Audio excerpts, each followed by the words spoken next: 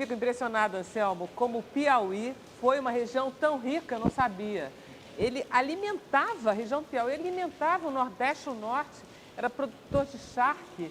Um dos líderes da Parnaíba, o Simplício, ele tinha uma orquestra particular só para ele. Ele tinha inúmeras propriedades, 5 navios, e ele deu de presente para o imperador, para o Pedro I, um cacho de bananas de ouro maciço. E o Brasil não conhece bem essas histórias, né? Até hoje, velho, até hoje. Quer dizer, eu costumo brincar o seguinte, que muita gente aqui no eixo Rio-São Paulo acha que só tem vida inteligente por aqui. Né? Mas, na verdade, a gente conhece muito pouco o que se passa, o que se passou fora dos grandes centros. Né? O Evaldo Cabral de Melo, que é um grande historiador brasileiro, muito focado na presença holandesa lá no Nordeste, ele disse que a história que se conta, a história oficial, é uma história muito passada só aqui em São Paulo, no Rio, em Minas. Entendeu? E que o Brasil não conhece a história de outros lugares tão interessante, o caso da Batalha de Genipapo, a quantidade de pessoas que morreram, enfim, uma história impressionante e muito pouco conhecida.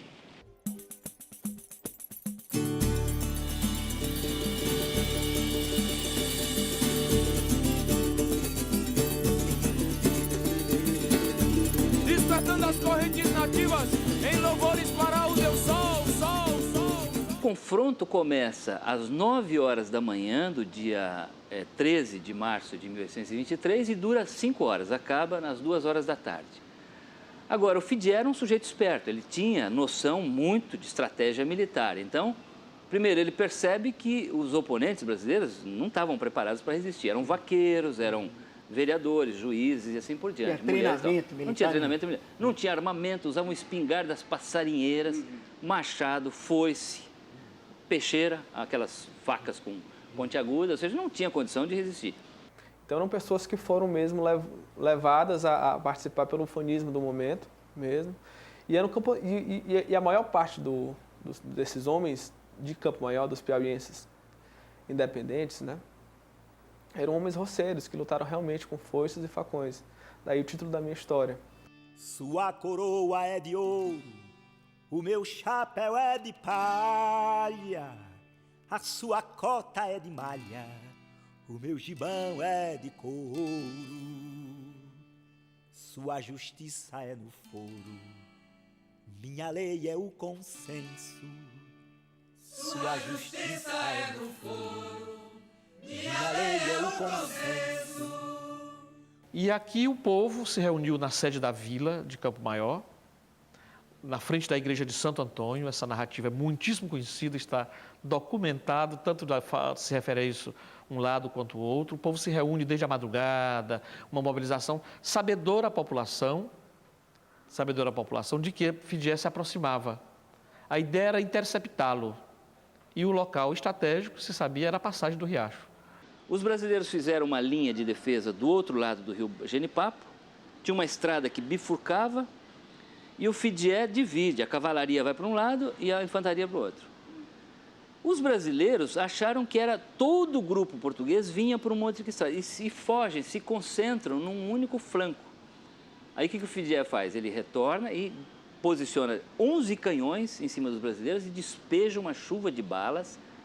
Então, quando cessou a fuzilaria, às 2 horas da tarde, a Caatinga, era uma floresta de carnaúba, aliás, até hoje está lá, é um lugar bastante desolado, estava coalhado de cadáveres brasileiros. Então, morreram cerca de 200 brasileiros contra apenas 16 portugueses. E o Fidié fez mais 542 prisioneiros brasileiros. A excelência da Virgem, ó Mãe de Deus, rogai por ele, Mãe de Deus.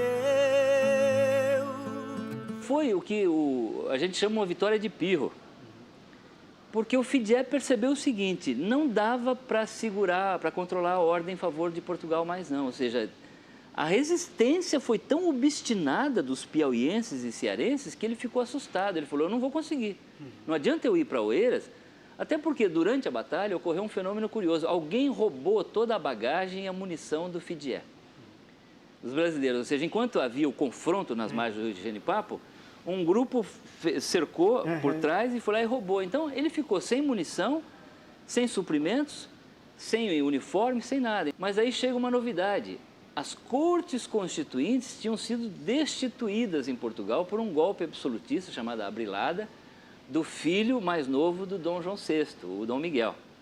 Então, ele dissolve as cortes constituintes e reinstala o pai Dom João VI na condição de soberano absoluto de Portugal. Então, a causa pela qual o Fidié lutava tinha desmoronado, não tinha mais sentido. Aí, então, ele se rende, é enviado ao Rio de Janeiro e chega aqui, ele é despachado pelo Dom Pedro de volta para Portugal. Inclusive, o Dom Pedro respeita o Fidié, o Dom Pedro não trata ele como um adversário derrotado. Ele reconhece no Fidié um oficial bravo que tinha lutado por Portugal, só que do lado errado, né? E depois da batalha, aconteceu ainda muito derramamento de sangue no Piauí, inclusive. Houve uma caça aos portugueses aqui. Haviam portugueses presos em Campo Maior e nós piauienses que perdemos na debandada, fugindo de Fidié, com ódio dos portugueses, nós passávamos pela prisão e íamos matando os portugueses. Os portugueses estavam presos, haviam prisioneiros que estavam sendo mandados para Oeiras, e nós fomos caçá-los no meio do caminho para matar os portugueses. O povo queria liberdade. O Piauí é um estado que no século XVIII se levantou todas as categorias, digamos assim, que se diria hoje de trabalhadores, todas as categorias de baixo, vaqueiros, roceiros, arrendatários, índios, escravos, se levantaram no século XVIII aqui, numa emergência de caráter popular muito intensa. Os piauienses, nós tínhamos um sentimento muito parecido no Brasil inteiro, que era de manter a independência do Brasil, a unificação. Então, a Batalha do Genipapo foi importante para a unificação do Brasil do mapa que a gente tem hoje, a definição do mapa. Nós queríamos a nossa independência, queríamos nos governar e queríamos criar essa nossa identidade de brasileiro.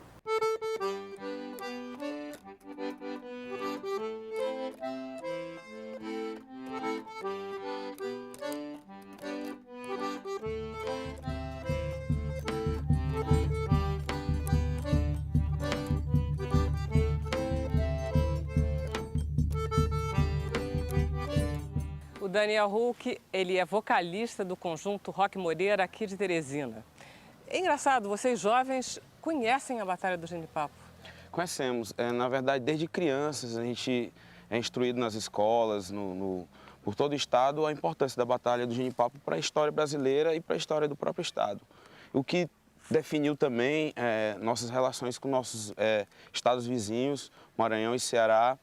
E tudo isso foi uma coisa que mostrou muito, está muito entranhado na cultura aqui do estado, na música, no teatro. Tem várias músicas que citam a Batalha do Genipapo, porque é uma questão que dá orgulho, autoestima para o piauiense, para o nordestino, e que faz a gente entender a nossa importância dentro do processo de independência do Brasil.